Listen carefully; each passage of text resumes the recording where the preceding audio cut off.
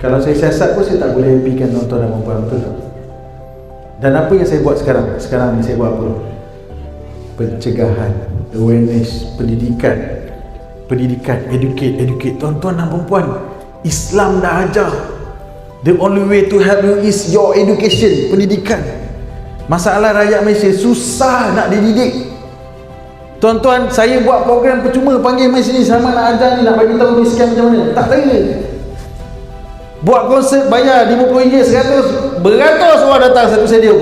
Yang orang tahu, ini salah ni polis tak buat kerja, semua disalahkan orang. Tuan-tuan, yang kena scam, semua scammer masuk dalam handphone, semua melalui handphone you all, betul tak? Yang pegang handphone you all siapa? Yang jawab call siapa? Yang jawab mesej siapa? Yang tekan link siapa? Awak, bukan kami. Awak yang penentu keputusan tu.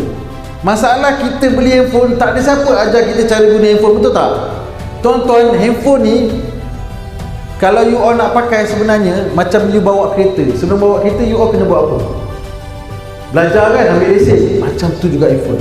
Sebab handphone ni umpama sebuah kenderaan. You tak pandai tekan, tak pandai bawa, you akan accident. You accident tak apa, you menyebabkan orang lain accident. Ini yang kita tak nak.